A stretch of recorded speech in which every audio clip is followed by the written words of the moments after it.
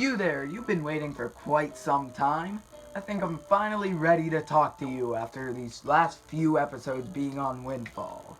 Hey guys, XP Gamer here, welcome back to The Legend of Zelda The Wind Waker. Last time we finished up the pictograph quest and got a joy pendant which we immediately gave away.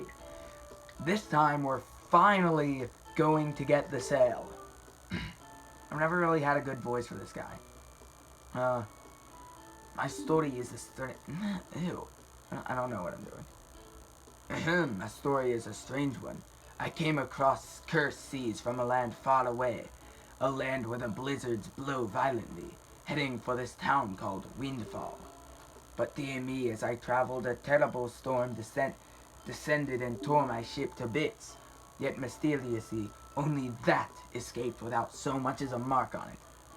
When you hear someone say that or this and it's highlighted in Zelda games, or pretty much any game at all, you know something's important. Also, I really don't know how to voice this guy. I know he's like foreign, so I always try and give him some type of foreign accent. From the looks of you, I would say you are a traveler as well. Oh yes indeed, could you not purchase that from me? It is my one and only heirloom from home. The people of this town do not seem the least bit interested in that, despite the fact that it would help them travel the dangerous seas about their town. Please, I beg of you, I wish to open a business here in this town, so I am in desperate need of finances. How does 80 rupee sounds? 80 rupees sound. I said 80 rupee sounds. Right. Yes, thank you very much indeed. I have received precisely 80 rupees for it. I can use these funds to finance my new business. Oh dear me, what a happy day. Very well, young master, as promised. Please, take that. Yay, we got what literally could have been anything considering he just said that. But we got conveniently exactly what we needed. Convenience. Yes, you have made a good purchase today, my young master. And you have saved my life and business as well. Treasure it dearly, it is the finest sail in the world. Treat it as such. He acts like he can't say the word sail, like it's a bad word or something. Hey. And he just immediately says it after we buy it. But let's go back to the King of Red Lions and no, I don't even want to get near you. And get back and see what we're going to be doing now, since we can finally sail the seas. Oh, that look in your eye. So you found yourself a sail, have you? Very well, then I shall teach you the art of sailing. I already know this. Come next to my hull and press A to climb aboard. Set the sail you got to any button and press that same button to hoist it. The sail will catch the wind, which will push the boat forward. The arrow that appears behind me indicates wind direction. Use control stick to steer. If you wish to move quickly, you should keep the wind blowing directly into the sail. You can always press A to put away the sail. Try it when you want to adjust your speed. Did you understand all that? Yes. And one more thing. When you are out at sea with few landmarks to go by, you will be at the mercy of your sea chart. I have marked the place we should currently be heading for on your sea chart. If you get lost at sea, simply press up to control the chart and confirm your position. Now, a westerly wind blows. Hop in and let it carry us to the east. So, one of the major differences in this game is that you actually have to equip the sail. But, that's it guys. We're finally doing what this game is known for. Sailing. I'm gonna go against the wind here real quick. I feel like I want to go there, but then again, no. I hate this camera angle. You may think just like sail like this, yeah, that could help, but wait, do we have, no, alright. I was seeing if we could get this glowing spot, but once again, that's for later. But really, it's actually faster because you get a speed boost every single time you pull out your sail. It's a lot faster to just go like this and keep pulling it out and putting it back in. That's what she said. I had to. So you also occasionally have random things out in the sea that you can go through. There are sometimes barrels that give you rupees.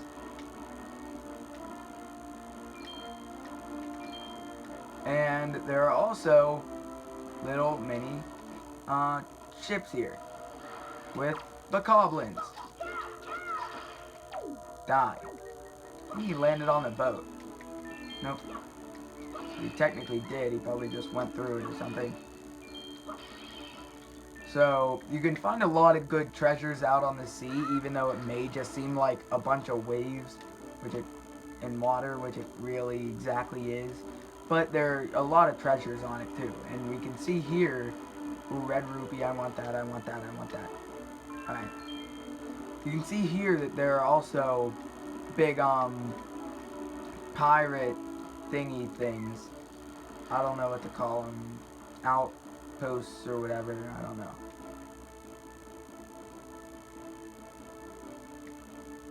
And these also have a great deal of treasure, but they also have a great deal of enemies. Well, right now they're just the goblins, but later on there's a bunch of stronger enemies.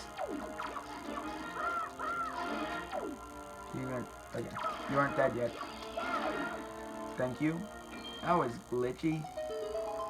So, yeah, not only are there rupees from just killing the enemies and in here and in the pots and stuff, if you manage to kill all the enemies on these, sometimes there are actually two right next to each other, two of these big towers, and if you have to kill all the enemies on both of them to get the treasure chest. But there are also, yeah, treasure chests, like I was saying. Not just rupees and stuff from... And there's still rupees from the treasure chest. Alright. So yeah, you can clearly see there is a lot to do on the Great Sea. A lot more than you might think. Also, there's Beetle here. Yeah, Beetle is not always... Okay, I didn't want to get off. Beetle isn't just sailing around major islands. He's also sailing around, I don't want to get off.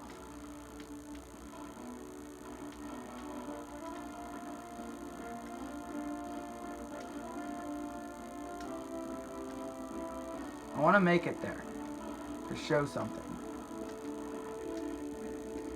I'll just... no. This is too early for major exploration. Let's just go back to our main area, our main path.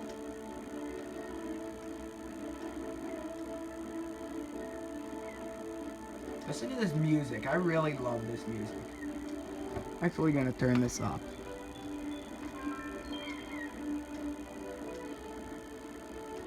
There we go.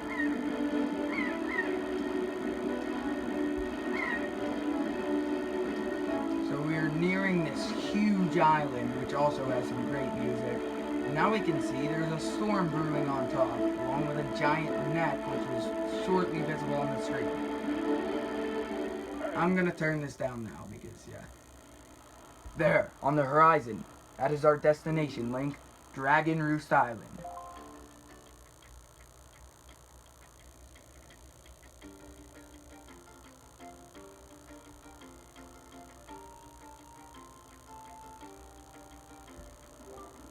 High atop this island's peak lives the spirit of the skies, a great dragon by the name of Baloo.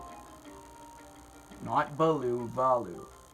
You must go see this dragon and request from him a jewel called Din's Pearl. Ask the people of the Rito tribe who inhabit this island about how to see the dragon. Oh, I almost forgot about this very important item that will certainly help you on your journey and is basically required to beat the game unless you hack or something. Wait just a moment. This is the Wind Waker. Roll credits. It is a baton of sorts that was used long ago when the people played music in prayer to the gods. In those days, simply using it allowed one to borrow the power of the gods, but I do not know if it still works today. Even so, I thought it might be of some use to you. Perhaps you should try using it. First, conduct in 3/4 time. Do not touch the control stick. Just try to match the rhythm by tilting up, down, right.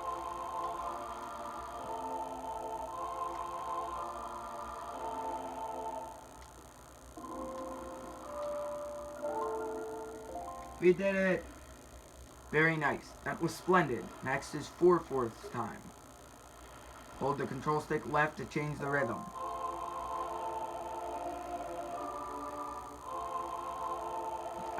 You don't have to repeat it twice.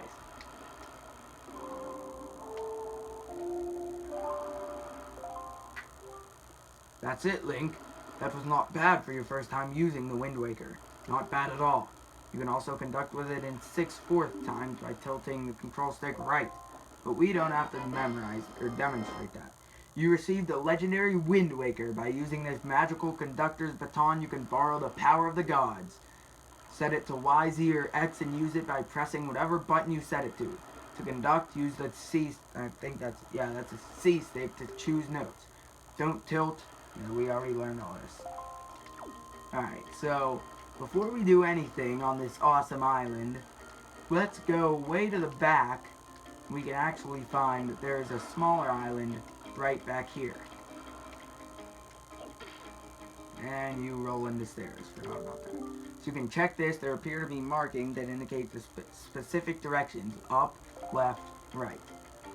So, yeah, you have to set your Wind Waker too, right? So you pull out your Wind Waker, and you see that those are identical to the Wind Waker symbol things. Oops. So you play that rhythm, and this is our first ballad or song or whatever. You learn the Wind's Requiem. This is necessary, very necessary, so I recommend doing this. Yup, that's a mighty fine breeze. The name's Zephos. I'm the god of winds. So you're the new Wind Waker, are you? Great, great. For a beginner, you've got a nice wind sense about you. I like you, kid. That tune you just picked up, well, it gives you control over the direction the wind blows. Depending on how it's used, wind can be a good thing or a very bad thing. You want an example of it being a bad thing, and you should see my brother. Oh, roasted. It saddens me to say that my brother, Cyclos, is miffed about his monument here being broken. Now he spends his time creating cyclones to torment people with. So if you encounter any cyclones at sea, chase this my brother for me, will you? And that is my request for you. Bye. So now we have a very useful power. The power to change the direction the wind blows. And that'll be very, very useful. Hence the name, hence the title, The Legend of Zelda, The Wind Waker. Sign. Wind Shrine, we already visited there. Mail Center, yes, this is where mail is made. This is also where... I don't know where I was going with that. Yeah, this is the wrong way.